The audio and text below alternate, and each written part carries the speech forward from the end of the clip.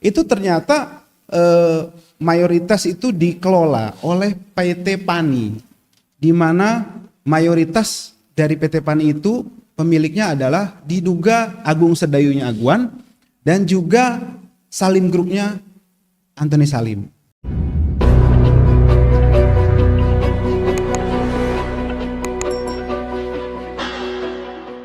Assalamualaikum warahmatullahi wabarakatuh. Terkait dengan kasus Pak Said Didu saat ini, saya dan tim sebenarnya kami semua di sini menyayangkan di rezim yang baru ini dugaan kriminalisasi penggunaan instrumen hukum atas hal-hal atau pihak-pihak yang memang menyuarakan pendapat yang kemudian bertentangan dengan kepentingan oligarki kemudian dikriminalisasi. Ini menurut saya yang patut kita sayangkan. Dan suara ini harus sampai kepada istana, kepada pemegang tampuk kekuasaan, supaya hal ini tidak berlanjut dan tidak menjadi presiden buruk ke depannya. Khawatirnya kalau awalnya sudah begini, maka kelanjutannya akan terulang lagi. Dan ini 5 tahun, ini membahayakan untuk umat, untuk masyarakat. Ini yang saya harus sampaikan untuk mengawali pernyataan ini. Kemudian yang kedua adalah, saya mau karena dari sisi hukum, tapi saya coba mau sampaikan sisi yang sederhana aja. Nggak perlu ribet, mungkin ini kenapa sih? Mungkin ada yang bilang, oh iya benar Pak Said Didu itu memang provokasi. Jangan lupa, Pak Said Didu ini adalah salah satu pemilik lahan di daerah tersebut. Jadi secara legal standing, dia berhak untuk memprotes dugaan-dugaan penggunaan instrumen PSN, PSN yang PSN sendiri itu sendiri kita pertanyakan. Kenapa?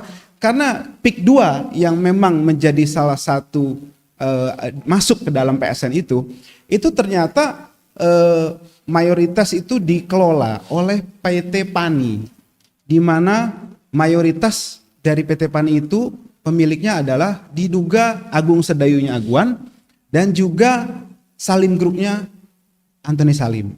Nah kemudian digunakan untuk kepentingan-kepentingan yang tentu saja bisnis, kan begitu. Namanya juga kan pengusaha.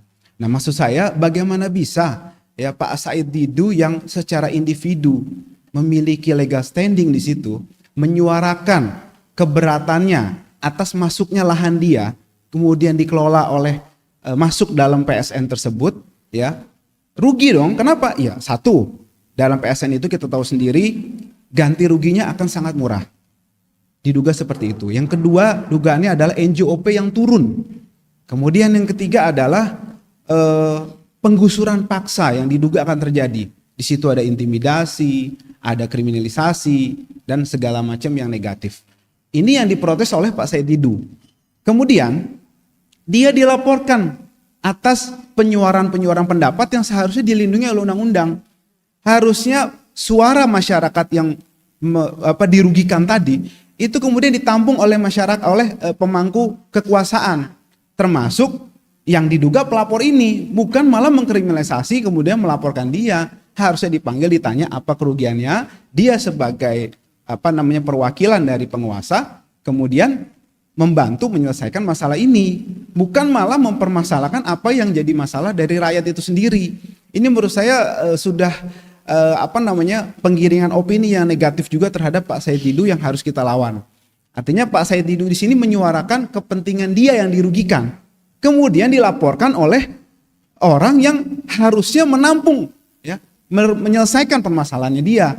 Ini menurut saya hal yang ironis yang masyarakat harus tahu kemana harus mengadu lagi kalau penguasanya seperti ini gitu loh.